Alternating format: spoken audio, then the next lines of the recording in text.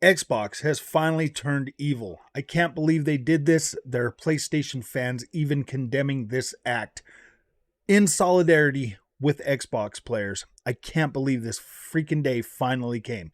Welcome back to Frogboy X1 Gaming. If I'm Andrew. If you like this content, don't forget to like and subscribe. Hopefully, you hit that subscribe button. I'm trying to hit 5,000 subscribers before April 11th. I would really appreciate it if you would help me get there. So, as the title seems, Xbox has finally done the unthinkable evil. They have removed, let me repeat, they have removed and effectively raised the price of Game Pass. They are no longer offering that $1 welfare subscription price to test it. No longer can you sign up for $1 and game the system because there are people out there who have found out how to continuously use the $1 every month so that they can play games for $1. Xbox has taken that away.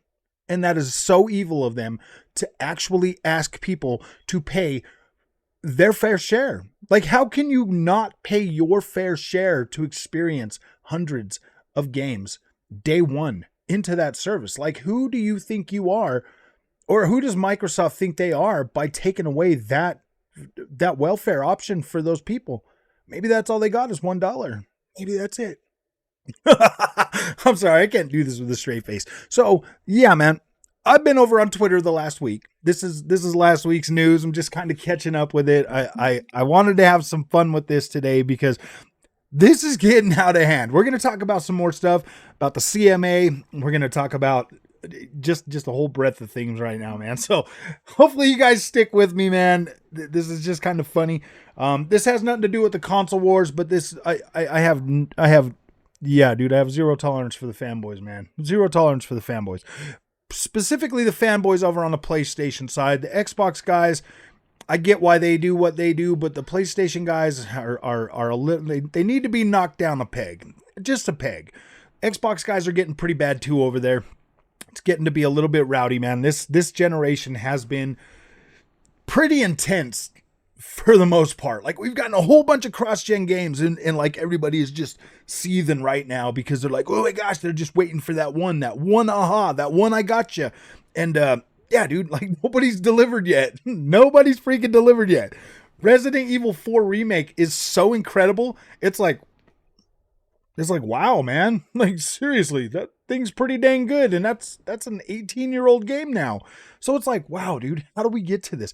How did we get to this freaking point of just accepting every single thing is like, oh, I mean, I try really hard not to do that on this channel. Forspoken, I really liked Forspoken. I had a good time with it. Pretty much an average game. My recommendation is like, yeah, you should definitely play it, but buy it at a price that you feel comfortable with. There's a lot of hate for that game. There's a lot of hate for a lot of games that are just running wild out there. And I don't think most of it's deserved because I think a lot of us have these unrealistic expectations when it comes to video gaming these days. So they just kind of get swept under the rug. They get treated like garbage, and then literal freaking studios get closed. And it sucks. It sucks. Well, not closed, but yeah, I mean, even studios getting closed over games because of the hate mob, and they're doing their best. They're trying to market it. I try to look past that. I try to give games, you know, an overall perspective on them when I review games and when I play games. And some games come out and they're like, dang, this is freaking so cool. And then some games come out and it's just like, yeah, this is just an average game. You don't necessarily, it's an average game. It's not terrible, but it is something to play. So let's get on to the CMA. This is the next thing that the little fanboys are over there talking about. The CMA has decided that they are no longer concerned with the Activision deal, Microsoft, and what it would do to the, what do they call it again? Premium console space. So, sorry, PlayStation, you failed on that one. They no longer care. All they care about is cloud, which cloud is something that they should look into. But I mean, at the same time, Call of Duty, let's put this into perspective. Stuff like Diablo, yeah, dude, you could play that on the cloud. Call of Duty though, with the latency, with the ping, with all of that stuff, is that something you really want to stream? I mean, okay, I mean, if that's how you want to do it, yeah, offer it up, man. Like seriously, I mean they've already signed contracts with Boosteroid, they've already signed contracts with GeForce Now. I'm pretty sure if another person got in, they would obviously honor that and keep honoring that. I think the real big main thing for the Activision deal isn't necessarily Call of Duty, because Call of Duty, in my opinion, I still buy them, I still play them for the single player campaign, but I kind of feel like there's enough competition out there now that, like, I think the Call of Duty thing might start winding down a little bit. So I don't know if I'd put all my eggs in that one basket for Xbox or for Activision, but and I think Activision saw the writing on the wall. 15 years, that's a pretty dang good run for Call of Duty, being able to put out that same title every year annually. I would like to see them bring it back to like maybe 2 years or even 3 years for a launch cycle, free up some of those other developers, let them work on, other exclusives for Xbox or other multi-platform games that could potentially have the same type of an impact that Call of Duty has. But right now Activision is just so drawn together to like make Call of Duty that that's so much resources that they're putting into Call of Duty when they have so many talented teams that could be making other games that are just as good, that could continuously, give them different avenues of something, like how they're on their schedule. One year they're putting out Call of Duty, the next year they're putting out another shooter game or something like that, or just something to shake it up and try new things. They have to do that because Call of Duty as it isn't sustainable forever. Like it's just not, man. And I kind of worry about that. But when I listen to these other PlayStation channels like MBG or Reforge or any of these guys, and their weird thinking about how Xbox is evil about this. No, man. Xbox buying these companies is kind of saving them to a certain extent. It's taken that shareholder pressure off of these guys and giving them a little bit of room to breathe, because right now Activision with Call of Duty and the shareholders, it's like, dude, you got to perform, and you guys want things to change in gaming, but it's not going to change. Game Pass is that change that we desperately need in gaming. They can take more chances, they can do different things and take more risks, because more people are going to play that stuff. More people are going to play that. Like these games that are coming out on Game Pass are getting a lot of traction. A lot of people are playing them. A lot of people are having fun, man. There's Xbox fans that literally only pay for that subscription every month. They don't even buy games anymore. They don't have to. They have plenty of games to play. They're on their Xbox. They're playing in the Xbox ecosystem. They're enjoying themselves. They're contributing to that monthly, Game Pass subscription fee. And that's incredible. That's incredible. So when I see people like MBG or Reforge Gaming or Saltiest whatever or King Thrash or these guys continuously beating on Xbox, it's like, are you guys even gamers? Are you guys even gamers? Or are you guys just, you have to support yourself on YouTube, so you have to say like negative stuff? It is what it is, man. Like I can understand somebody being a fanboy, but to completely call the other freaking side trash, no, man. I got a PS5, I got an Xbox. I want to play those games, so I buy those. I bought a PSVR 2, man, and I'm super happy with it. Like I think it's great. But it's just funny to see these guys, man, talk about how they're gaming channels, and then they don't, like, what are they doing, man? Like seriously, like just completely bashing on Xbox is not the way to go. I didn't want to get into that stuff, so I pulled the channel back. But fanboy bashing, that's a different story. So yeah, the CMA looks like they are going to side with Microsoft on this deal. The cloud thing, they'll probably find a way to, to be able to make that run and work, and that's pretty cool. I'm pretty sure the EU and the FTC will probably fall in line too. This deal should probably be done here by the end of the summer, hopefully, and then all those games are going to be Xbox games. So my message to the PlayStation fanboys that seem to care so much is, if you want to play Xbox games, buy an Xbox. That's what you do, man. That's what you do. I love my Xbox Series X. It is my third-party machine. I play all the first parties on there. I have generally a good time. I mean, honestly, if I only had an Xbox Series X, I would definitely probably be fine. But if I only had an Xbox Series X, then I wouldn't have a PSVR 2. Then I wouldn't be playing Gran Turismo 7 in VR with this Fanatec racing wheel. That's what I'm saying, man. Like, I literally spent almost $1,700 just to play Gran Turismo in VR. Let that sink in, man. You guys complain about having to buy another system to play Redfall.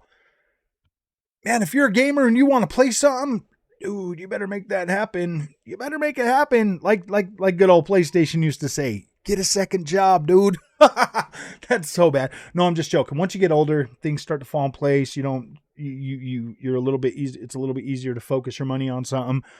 So it just makes it easier for me to invest in gaming, man, because that's pretty much all I invest in now. I don't do all the other stuff that I used to do. So it just kind of, I mean, like you'll get into a routine, your grocery bill, like stuff doesn't change. It just makes it easier. Trust me. Like once you get to be my age, you'll be in the same class as I am. You will have more money than time, and you'll be able to buy whatever video games you want, and you'll be able to have fun. Hopefully that's the way it works out. I don't know, man. Everybody's out there trying to burn down the system that clearly works. It just doesn't work when you're younger for some reason. I don't know. Maybe it's because you're selfish and you want to run around and do everything and you waste your money and do frivolous things. I don't know. That's just the way it works. So I didn't mean to get on that whole tangent, but yeah, man. They're freaking out over the $1 thing. That doesn't make any sense to me. Like, why are you freaking out about that, dude? Who cares? Yeah, dude. Xbox Game Pass is more than worth $15 a month. Easily worth $15 a month. I mean, we get MLB The Show here in a couple of days, don't we? In like 2 days, we get MLB The Show. I think it's tomorrow, actually. So, I mean, it's like, dude, the value's there. The value is there. Like, you might not always get the game you want to play, but Long File and Dynasty, a lot of people are loving that, man. A lot more people are playing that because it was on Game Pass than they would have ever. So, that's just the way things work, man. PlayStation represents the old school. Xbox represents the future, and that's fine. Nintendo represents the old school, but they find a new twist to make it, you want to invest in that ecosystem. They always find a way to bring you in to make you want to play on a Nintendo. PlayStation is the same way. PlayStation VR 2. Like, I had I had my worries about PSVR 2 when I first picked it up. Like, I was like, wow, dude, I can't believe this. $550. A few minutes alone in Gran Turismo 7 in VR, I was sold. I was like, yeah, this is great. This is an incredible experience. And it's so close to the beginning. We got lots of racing games that are going to come out. Hopefully they all hit PSVR 2, and then that'll be more than enough for me to justify that purchase. Easily. Just on racing games alone. More than enough. So, as the console war rolls on, it's just funny, man. I get on Twitter, I read some of this stuff, and I just have to laugh, man, on both sides. Yes, man. Xbox out there buying all these platforms and all these publishers and all of this stuff to make Xbox a better place to play. Heck yeah, man.